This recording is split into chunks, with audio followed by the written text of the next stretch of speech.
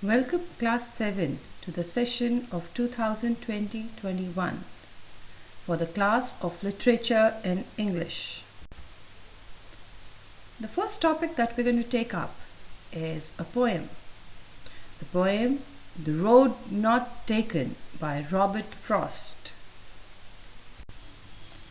Robert Frost was born on March 26, 1874. He was an American poet. His work was initially published in England before it was published in America. He is highly regarded for his realistic depiction of rural life and his command of American collegial speech. Frost was honored frequently during his lifetime, receiving 4 Pulitzer Prizes for poetry. He became one of America's rare public literary figures, almost an artistic institution.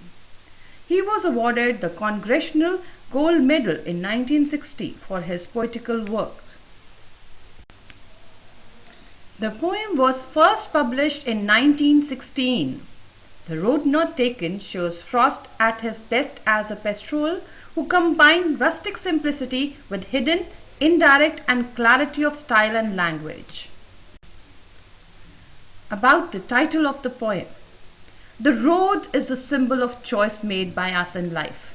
Many times we regret the choice we make, but what is done once cannot be undone.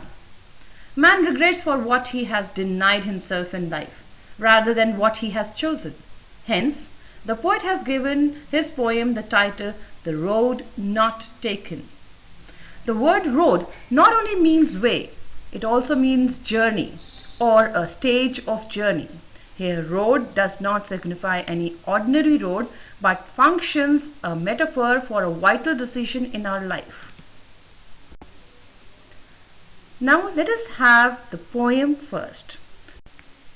The Road Not Taken by Robert Frost. 2 roads diverged in a yellow wood, and sorry I could not travel both, and be one traveller. Long I stood, and looked down one as far as I could, to where it bent in the undergrowth. Then took the other, as just as fair, and having perhaps the better claim, because it was grassy and wanted wear. Though as for that, the passing there had worn them really about the same, and both that morning equally lay in leaves no step had trodden black. Oh, I kept the first for another day, yet knowing how way leads on to way, I doubted if I should ever come back. I shall be telling this weather sigh, somewhere ages and ages hence. 2 roads diverged in a wood, and I took the one less travelled by, and that has made all the difference. Now let us take up the explanation stanza-wise. According to the poet, in the first stanza, 2 roads diverged in a yellow wood, and sorry I could not travel both, and be one traveller. Long I stood, and looked down as far as I could, to where it bent in the undergrowth. In these lines, the poet describes about a day when he was walking through a dense forest, and had reached a diversion where 2 roads forked. As he was all alone, he could not travel both the roads simultaneously. The poet stood for a long time in a confused state, and wondered which road to choose. Before moving ahead, he wanted to know where the path eventually led, covered with yellow leaves. Robert Frost symbolizes road as life, where we have choices before us, and a person has to choose one out of the given alternatives. We take a long time thinking about the pros and cons of the decision that we are yet to make. In the second stanza, according to the poet, then took the other, as just as fair, and having perhaps the better claim, because it was grassy and wanted wear. Though as for that, the passing there had worn them really about the same. He looked down the first one to where it bent in the undergrowth, and then at the second road, and then he decided to take the other path, because it seems to have been less travelled than the first. But then he goes on to say that they actually were very similarly worn. The second one that he took seemed less travelled, but as he thinks about it, he realizes that they were really about the same. Not exactly the same, but only about the same. In the third stanza, the poet says, "And both that morning equally lay, in leaves no step had trodden black. Oh, I kept the first for another day, yet knowing how way leads on to way, I doubted if I should ever come back."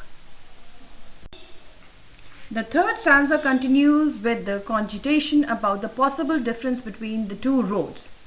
He had noticed that the leaves were both fresh fallen on them both and had not been walked on, but then again claims that maybe he would come back and also walk the first one sometime. But he doubted himself if he would be able to do so, because in life one thing leads on to another and the time is very short. In the fourth stanza, the poet says, "I shall be telling this with a sigh, somewhere ages and ages hence. Two roads diverged in a wood, and I took the one less travelled by, and that has made all the difference." In these lines, the poet says that somewhere in future he will take a deep breath and say, once upon a time he had reached such a point in life where he had two options and had to make a choice. He decided and took the path which was less travelled. That has made all the difference in his life. In these lines, the poet wishes to convey a strong message to his reader, that one should be wise and careful while making a choice in their life, as their future depends on the choice that they make today. Let us now compile the summary of the poem. This poem talks about the choices one has to make in life and their consequences. One day, while walking in a wooded area full of trees, the poet comes to a place where he has to decide which road he should take. He starts debating over the choices as he realizes he cannot walk on both. However, he decides to take the second path with the intention of traveling on the first some other time in future. The strong message that the poem conveys to us. Robert Frost's poem, The Road Not Taken, seems to hold out the motto that life is a continuous journey full of divergence now and then. The important thing is to move on without looking back, whether the choice of path taken was right or wrong.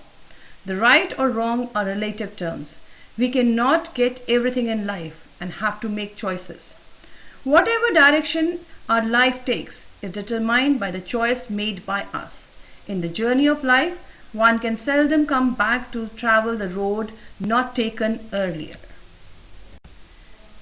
Thank you, children, for watching this slides. Hope you have understood the poem and would be able to do the worksheet attached along.